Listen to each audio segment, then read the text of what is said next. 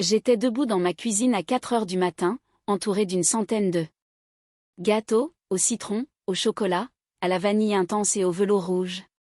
Empilés sur chaque plan de travail, chaque étagère et chaque surface plane que je possédais. Quand mon téléphone s'est éclairé avec un unique SMS de Céline qui disait « Ah, j'ai oublié de préciser, on a finalement choisi un autre prestataire, tu peux les garder, considère ça comme un don, LOL. » Mes mains étaient encore couvertes de farine, mon dos me faisait horriblement souffrir. Après 36 heures de pâtisserie intensive, et quelques par entre la troisième et la quatrième lecture de ce message, quelque chose en moi a basculé. Passant d'un cœur brisé à la réalisation glaciale que ma belle-sœur venait de commander 100 gâteaux à mon café pour ensuite tout annuler à la dernière minute, et c'était la pire erreur qu'elle n'ait jamais commise. Je m'appelle Léa, j'ai 32 ans et je possède un petit salon de thé appelé L'éveil des papilles. C'est un endroit modeste avec 14 tables, une vitrine à pâtisserie et une cuisine à peine assez grande pour que deux personnes y travaillent sans se bousculer, mais c'est à moi. Je l'ai construit. Avec un prêt pour jeunes entrepreneurs, un classeur de recettes que je remplis depuis mes 19 ans et ce genre d'optimisme têtu qui n'a de sens que lorsqu'on est déjà trop engagé pour faire demi-tour. Je suis mariée à Antoine depuis 5 ans, et pendant la majeure partie de ces 5 années, j'ai été en guerre froide avec sa sœur, Céline, bien que « guerre » soit un mot fort car elle appellerait ça une simple incompatibilité de caractère. Tandis qu'Antoine dirait que nous avons juste besoin de trouver un terrain d'entente, mais moi, je l'appellerais pour ce que c'est vraiment. Sa sœur a essayé de me rabaisser depuis le jour où je suis entrée dans sa vie, et personne dans sa famille, lui compris, ne l'a jamais vraiment vu. Pour tout vous expliquer, j'ai rencontré Antoine sur un marché de producteurs locaux où je vendais des mini-tartes sur une table de location, au citron meringué, au caramel beurre salé ou encore mûretin, et il s'est présenté, on a acheté 4.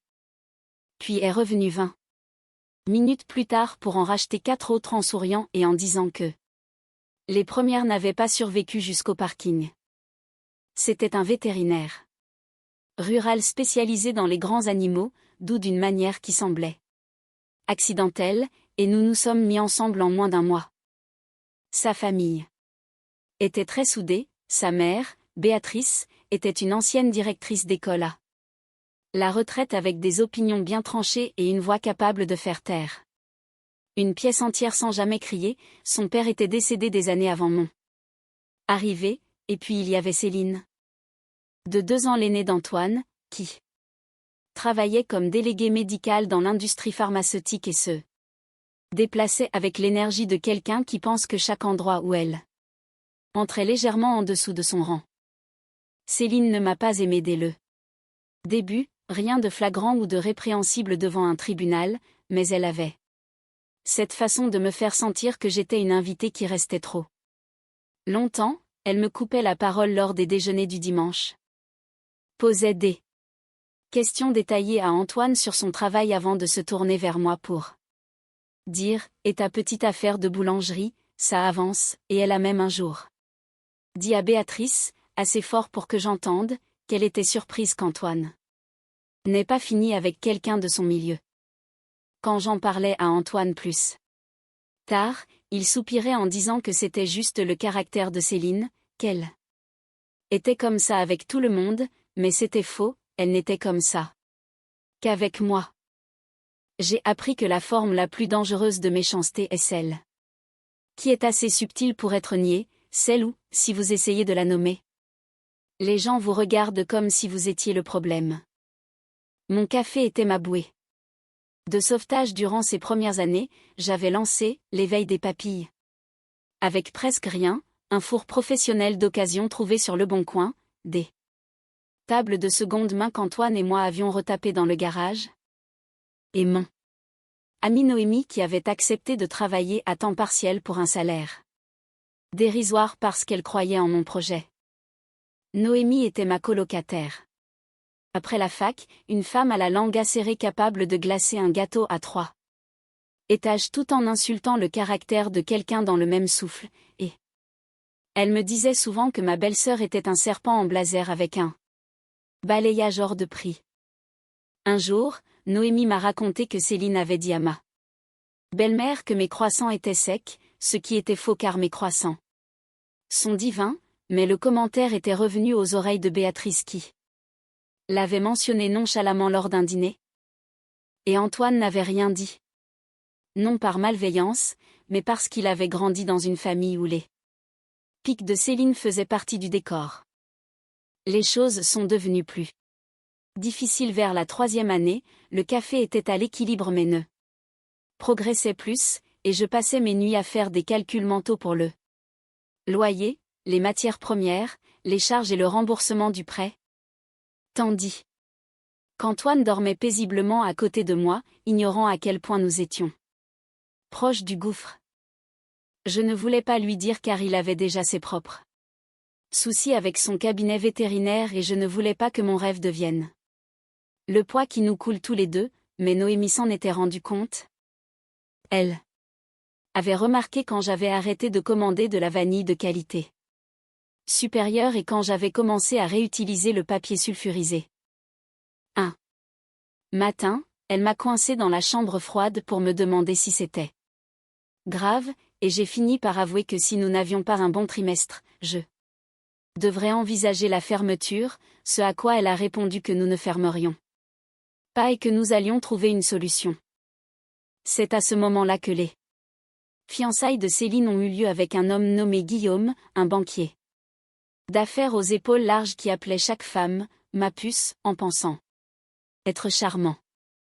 Ils se sont fiancés en décembre et en janvier, Céline était déjà en plein mode organisation de mariage, ce qui devait être l'événement de l'année selon elle avec 300 invités et une réception dans un château avec des lustres en cristal. Je ne m'attendais pas à ce qui allait suivre, car parfois, ce qui ressemble à une opportunité n'est qu'un appât avant le piège, et le pire, c'est qu'on y entre avec gratitude. En février, Céline m'a téléphoné. Ce qui aurait déjà dû être un avertissement, pour me dire qu'elle voulait soutenir mon café en commandant 100 mini-gâteaux pour son vin d'honneur, de différentes saveurs et magnifiquement décorés. J'étais stupéfaite et j'ai bêtement pensé que les fiançailles l'avaient peut-être adouci, que c'était une branche d'olivier tendue, alors j'ai accepté avec joie en lui proposant de lui faire un devis, mais elle m'a répondu de ne pas m'en faire pour ça, réclamant un prix de famille en me disant qu'elle me faisait confiance. Cette phrase m'a touché en plein cœur et Antoine était ravi de voir que sa sœur faisait enfin un effort. Je me suis jetée à corps perdu dans ce projet, passant 3 semaines à élaborer des saveurs, à tester des combinaisons et à concevoir des gâteaux miniatures qui étaient de véritables œuvres d'art. Noémie et moi travaillions là. Nuit après la fermeture, j'ai commandé des fournitures coûteuses, du chocolat de Grand Cru, de la vanille de Madagascar et des fruits frais que je ne pouvais normalement pas me permettre, dépensant près de 4 000 € que je n'avais pas. Vraiment, car cette commande, même avec une remise familiale généreuse, devait me permettre de respirer financièrement pour la première fois en un an. Céline avait fixé la date du mariage à la mi-avril et m'avait confirmé par SMS que les gâteaux devaient être prêts le vendredi pour une livraison au domaine le samedi matin. J'ai commencé à cuisiner 2 semaines à l'avance, j'ai même embauché une aide temporaire, une étudiante en cuisine nommée Camille, et pendant 12 jours, nous avons travaillé par roulement jusqu'à ce que mes mains se crispent et que mon dos se bloque. Antoine m'apportait des bouillottes et des dîners au café en me disant qu'il était fier de moi. Le jeudi soir avant la livraison, j'étais dans la cuisine en train de terminer la dernière fournée, sans gâteau. Parfaitement emballé et étiqueté, j'ai pris une photo et je l'ai envoyée à Céline pour lui dire que tout était prêt pour le lendemain. 3 heures plus tard, à 1 heure du matin, mon téléphone a vibré avec ce message infâme me disant qu'ils avaient choisi un autre prestataire et que je pouvais garder les gâteaux. Lol. Je suis restée assise sur le sol de la cuisine entre les tours de boîte et j'ai pleuré. Il y a un moment où quelqu'un vous montre exactement qui il est, non par accident, mais par pur calcul, et vous devez décider si vous allez vous briser ou construire quelque chose avec les débris qu'on vous a laissés. Je n'ai pas dormi et j'ai appelé Antoine à 6 heures du matin alors qu'il se préparait pour une urgence dans un élevage, je lui ai annoncé l'annulation et il ne comprenait pas, disant que le mariage était dans 2 jours. Quand je lui ai dit que j'avais dépensé 4 000 € et qu'elle avait ajouté « LOL » à la fin de son message, j'ai entendu sa respiration changer au téléphone, et pour la première fois en 5 ans, il n'a pas pris sa défense. Quand Noémie est arrivée et qu'elle a vu le message, elle a simplement dit 3 mots, on les vend. Je lui ai dit que c'était impossible de vendre 100 gâteaux un vendredi matin, mais elle m'a dit de la regarder faire. Elle s'est rendue sur les réseaux sociaux et a publié des photos de chaque gâteau avec une légende expliquant qu'un café local se retrouvait avec une commande massive sur les bras après une annulation de dernière minute, vendue au premier arrivé à prix réduit. Camille a partagé le post, nos clients réguliers aussi, et à 9 heures du matin, le message avait été partagé plus de 600 fois. À 10 heures, il y avait une file d'attente devant l'éveil des papilles, qui faisait le tour du pâté de maison. Les gens venaient en acheter 2, 3 ou 5 à la fois, une responsable de centre social en a pris 20 pour un événement, un père de famille en a pris une douzaine pour la kermesse de l'école de sa fille, et une influenceuse culinaire nommée Sutton, que je ne connaissais pas, est venue avec son appareil photo, a goûté le gâteau au citron. Et a déclaré que c'était la meilleure chose qu'elle ait mangée de l'année. À 14 heures, tout était vendu, et Noémie les avait étiquetés individuellement à un prix plus élevé que celui prévu pour Céline, si bien que nous avons récolté 6 000 €, soit bien plus que ce que le mariage m'aurait rapporté. En ouvrant la page du café le soir même, j'ai découvert 300 nouveaux abonnés, des dizaines d'avis positifs et des gens qui nous qualifiaient de petite pâtisserie qui ne se laisse pas abattre. Le mariage de Céline a eu lieu, et d'après ce que j'ai entendu par Béatrice, il n'y avait que des gâteaux industriels de supermarché sur la table des desserts car Céline racontait à tout le monde que son prestataire l'avait lâché au dernier moment.